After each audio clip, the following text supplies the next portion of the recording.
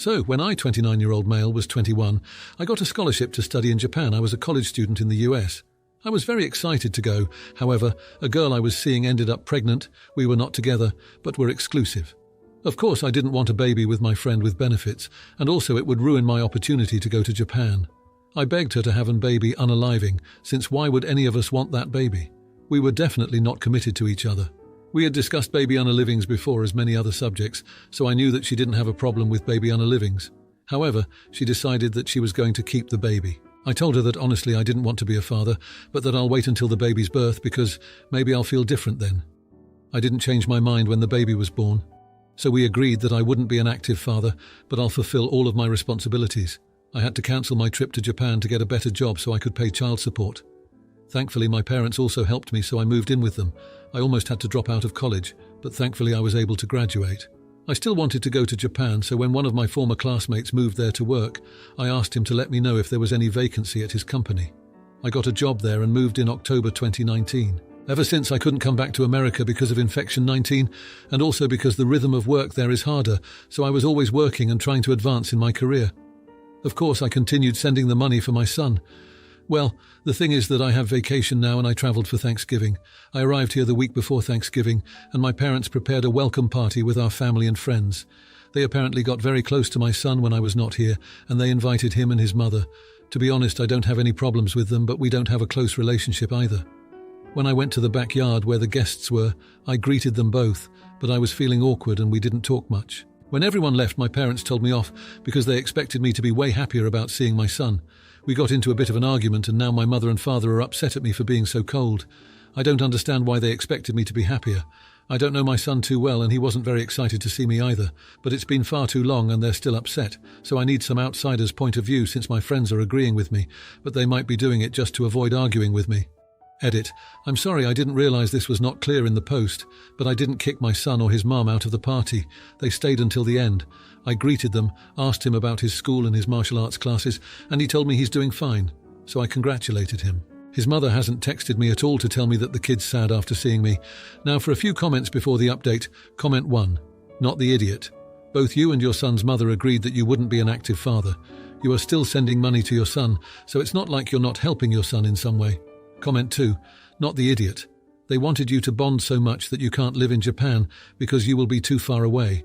They want you to move back, and they thought this would get you to do that. Now for the update, a lot has happened since I last shared about the awkward encounter with my son and his mum at the welcome party my parents threw for me. I guess I've been on a bit of a journey, emotionally speaking, and I've learnt a lot about myself and my family in the process. After the party, things were tense with my parents. They were disappointed in me, and I was frustrated because I felt like they were expecting something from me that I just couldn't give. But as the days passed, I started to feel this nagging sense of guilt. I couldn't shake the image of my son looking at me with those expectant eyes, and it hit me that maybe I was missing out on something important. I decided to reach out to his mum and asked if we could meet up, just the three of us. It was a bit awkward at first, but we went to a local park, and I watched my son play. He's grown so much, and I found myself feeling proud of him, even though I hadn't been there to see all those milestones. His mum and I had a long talk while he was busy on the swings. She told me how he's been asking about me, and it was a wake-up call. I realised that no matter how much I tried to keep my distance, I was still his dad, and he was curious about me. We didn't dive into deep emotional stuff, but it was a start, and we agreed to keep the lines of communication open. I spent the rest of my vacation trying to make up for lost time. I went to a couple of his martial arts classes, and seeing him so focused and determined was honestly amazing. We even had a few just us guys outings, and I got to know him better. He's a smart kid, funny too, and I found myself looking forward to our time together. When it was time for me to head back to Japan, saying goodbye was harder than I expected. My son hugged me tight and asked when I'd be back. It was a moment that I'll never forget, and it made me realise that I didn't want to be the guy who just sent checks from halfway across the world. Back in Japan, I threw myself into work, but my heart wasn't in it like before. I kept thinking about my son and all the years I'd missed. I started video calling him regularly and we'd talk about his day, his friends, and all the little things. It wasn't the same as being there, but it was something.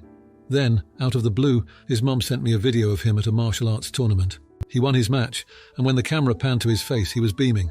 She told me he'd been working hard, hoping to make me proud. That hit me like a ton of bricks. I was proud, so incredibly proud, and I realised I wanted to be more involved in his life. I talked to my boss about the possibility of transferring back to the States, or at least finding a position that would allow me more flexibility to visit. It took some negotiating, but they understood my situation and agreed to help me find a solution. Meanwhile, my relationship with my parents improved. They saw the effort I was making with my son, and we had some deep conversations about family and responsibility. They admitted they were harsh on me at the party, but they were just worried about their grandson. We all apologized for the hurtful things said, and it felt like a weight had been lifted. When I finally managed to secure a position that would bring me back to the States, I was over the moon. I'd be lying if I said I wasn't nervous about the big changes ahead, but I was ready to face them. I moved back a couple of weeks ago, and the reunion with my son was something out of a movie. He ran into my arms and I promised him I'd be there for him from now on. His mum and I have been working on a co-parenting plan, and while it's still early days, I'm optimistic. I've learned that being a parent isn't just about the big gestures, it's about the everyday moments, the small victories, and the challenges you face together. I've missed out on a lot, but I'm here now and I'm determined to be the best dad I can be. So that's where I'm at. It's been a journey of self-discovery, and I'm grateful for the second chance I've been given. I'm finally feeling like I'm where I'm supposed to be, and it's a pretty great feeling. Now for the comments. Comment 1. Hey there, tough situation you've been in. Just curious, have you considered what your son might feel about all this? It's never too late to build that bridge. Maybe start with small steps like regular video calls. Kids grow up fast and you don't want to miss it all. Comment 2. Oh buddy, you've been on quite the roller coaster, huh? Look, parenting is like trying to fold a fitted sheet. No one really knows how, but we all pretend we do. Time to roll up your sleeves and dive into the dad jokes and diaper duties. Trust me, it's worth it. Now for the next story. What I did was wrong. I feel stupid. I kind of snapped, I guess. My husband and I have 2 daughters. 12-year-old Hayley, my stepdaughter, and 2-month-old Hannah. Since I gave birth and up until about 2 weeks ago, I couldn't keep down any food outside of crackers. It would just make me sick, which the doctor said was because of me adjusting to breastfeeding and that it was normal. So up until 2 weeks ago, every single hot meal I made was eaten 100% by Hayley and my husband, though I still made myself a portion just in case. Hayley always ate my portion before leaving the table. She would see it set out on a plate for me that I would try picking at, but as soon as she touched it, I would stop picking at it and she would just take over. I spoke to her about it a few times because I won't eat anything that another person has touched. It grosses me out. So she knew. She just didn't care to stop because it's not like you're going to eat it anyways. My husband has spoken up to her several times and ultimately told me that I just wasn't making enough food because Hayley was still starving after eating her plate and second helpings. When I was finally able to keep food down again, I started making more dinner to combat the issue. Like I made a big sheet pan of lasagna. Definitely should have been leftovers. But my husband had 2 helpings, and the rest went to Hayley because right after I made dinner, the baby was fussy and tired and ultimately needed to be fed. So I excused myself to the other room, and when I came back a half hour later, Hayley was forking the last portion out of the pan using her fingers. So she touched it, I wouldn't eat it. Or last night I made 5 medium-sized chicken breasts. My husband had 2, Hayley had 2, and I had 1 on my plate. I was eating it slowly, so I wouldn't get sick. Hayley ate her entire plate and then said, "You gonna eat that?" and put her finger directly on my chicken. My husband sent her to her room, but ultimately, I didn't eat it. She knew what she was doing. Then tonight, I made 5 cheeseburgers for them, I can't eat hamburger, and 2 hot dogs for myself. Again, I ended up having to feed the baby directly after finishing dinner. They had eaten by the time I was finished feeding the baby. I made myself up my 2 hot dogs, and Hayley reaches over and picks up the hot dog, bun and all, and flips it over, puts it back down and says, "Was just checking if the bread was moldy." And then looks up and sees me glaring at her and says, "Oops, sorry, forgot. Guess you're not going to eat that now, so I can have it if you want." I took my entire dinner, plate and all, and chucked it in the trash can and walked off.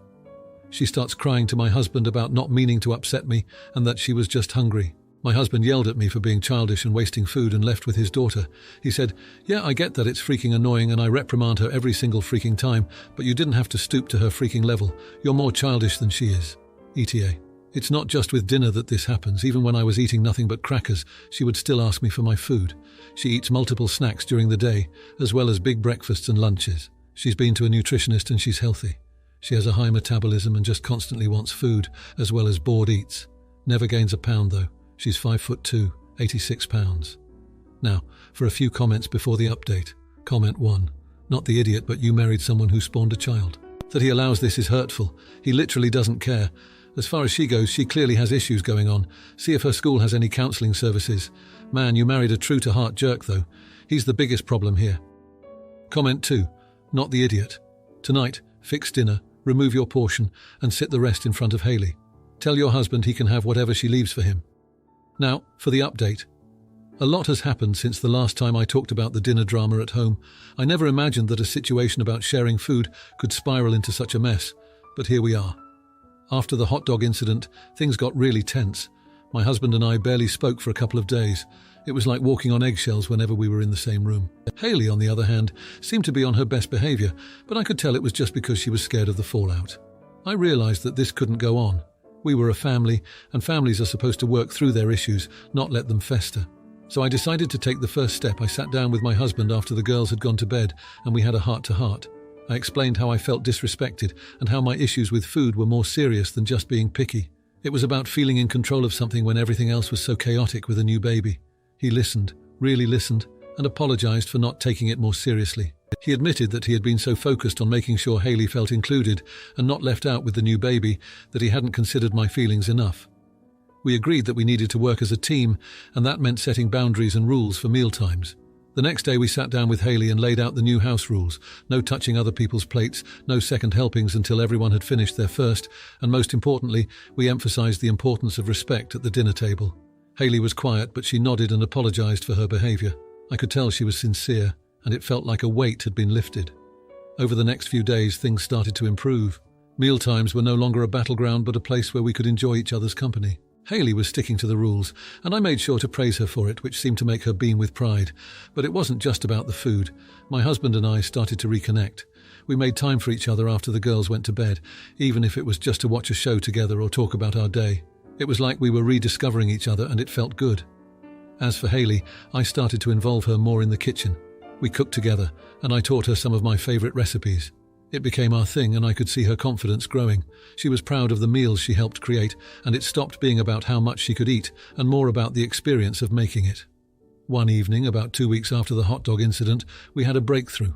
I had made a big batch of spaghetti and meatballs, a family favorite. We all sat down, and Hayley served herself a reasonable portion. We ate, we laughed, and when everyone was done, there were still leftovers. Hayley looked at them and then at me and said, "You know, I'm actually full. I think I'll save some for lunch tomorrow." It was a small victory, but it felt huge. My husband squeezed my hand under the table, and I knew we were finally on the right track. As for Hannah, she's growing like a Zaza and is the happiest little baby. She's been sleeping better, which means I'm sleeping better, and everything just seems a bit brighter. Looking back, I can't believe how out of hand things got. But I've learned that sometimes you have to hit rock bottom to start climbing back up. We're not a perfect family, but we're a family that's willing to work on our problems, and that's what counts. So here we are 2 weeks later, with a stronger family bond and a newfound appreciation for each other. It's funny how life works out sometimes. You think it's all falling apart, but really, it's just falling into place. Now for the comments. Comment 1. Oh honey, you're not running a 24/7 diner for the stepdaughter with the bottomless pit of a stomach. It's time to introduce Hayley to the concept of ask before you snatch. Maybe a cooking lesson or two could help her appreciate the effort that goes into meal prep. Comment 2. I totally get where you're coming from. It's not easy dealing with postpartum changes and a food swiper. Have a calm chat with your hubby and stepdaughter about personal boundaries and the importance of respecting each other's needs.